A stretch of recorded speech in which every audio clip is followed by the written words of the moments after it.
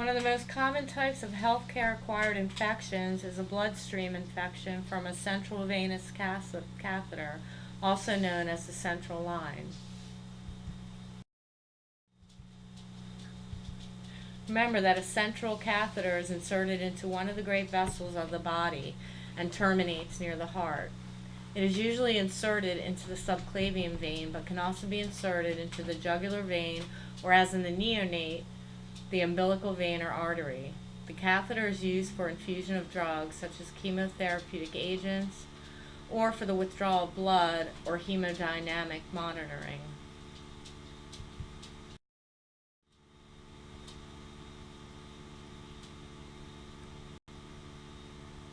In order for a bloodstream infection to be classified as a CLABSI for surveillance purposes, it must meet both of the following two criteria. It must be confirmed by lab testing that the catheter is the source of the infection, and second, the catheter must have been in place for the 2 days prior to the onset of infection. It is estimated that one CLABSI costs $6,000 to $30,000 to treat.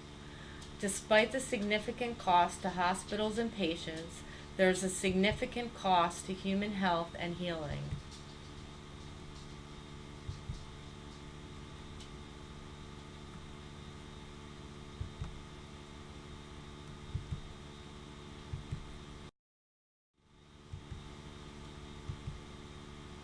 So, how do CLABSIs develop? There are two routes of exposure. Extraluminal infections typically occur within 7 days of insertion.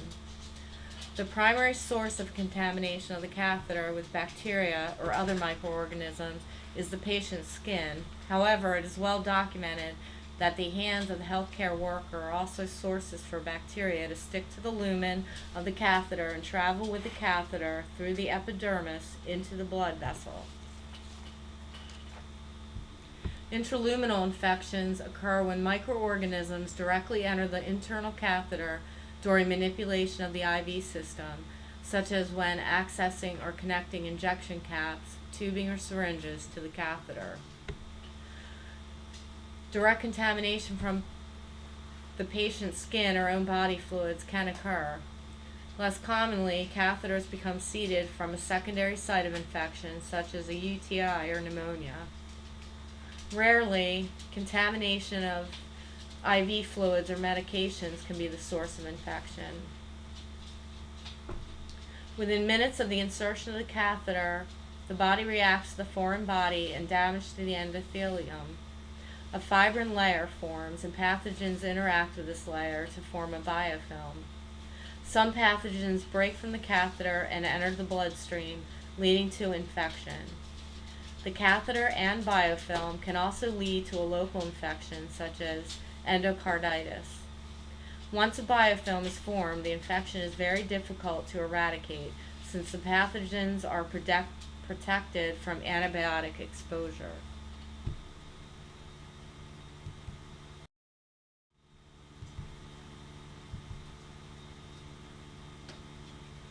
Bloodstream infections from contaminated central lines are largely preventable with the stringent use of evidence-based practices.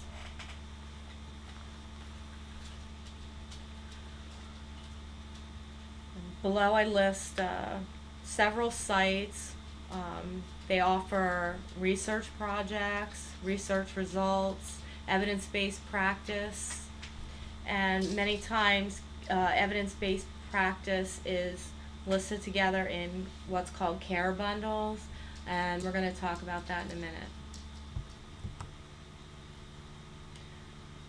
So, what role does the nurse play in preventing CLABSI?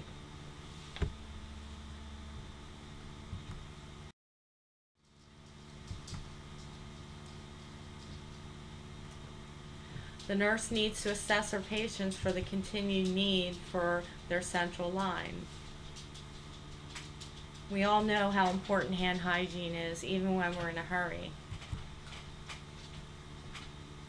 If you're a nurse who is inserting central lines, it's important to wear full body covering, mask, cap, gown, and sterile gloves.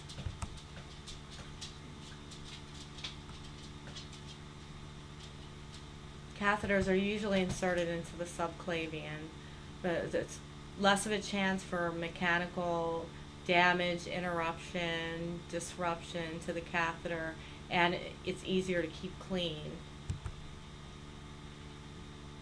Many research studies have shown that chlorhexidine gluconate is a very effective skin cleanser. The femoral site is largely avoided.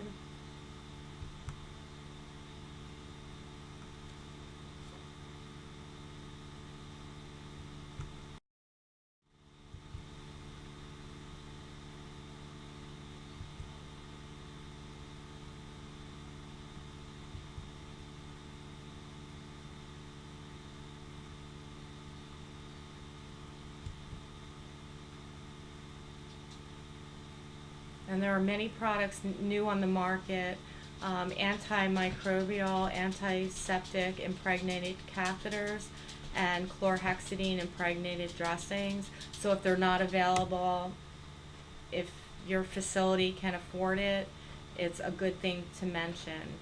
And I have a few more interventions that a nurse can use to prevent CLABSI, in addition to what we've just seen on the slides. One is educate other healthcare workers and peers in the care and insertion of central lines, and to not be afraid to speak up about non-adherence. Nurses need to use checklists diligently and follow care bundles. If one step is skipped, adherence is out the window for the entire care bundle. We need to advocate for the patient, ensuring those caring for them are adhering to best practice guidelines.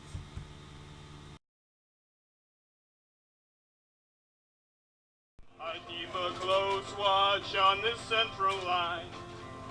I keep my eyes wide open all the time. I keep the ICU cold and clean, it shines. Because you're mine. I watch the line.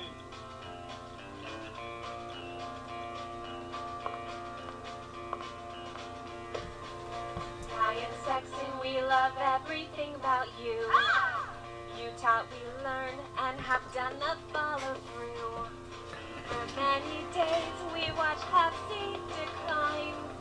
Because you're mine. I watch the line.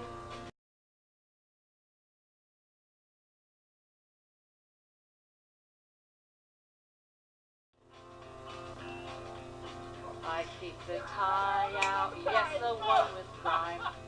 Mask, gown, and gloves are with us all the time. Because you're mine. Safety first, first, or we will all be die.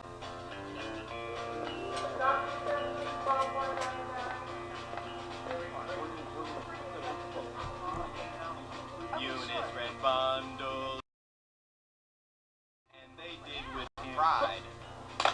Common practice to all were then applied. I say it worked, 'cause no one here has died. Because you're mine. I watched the line.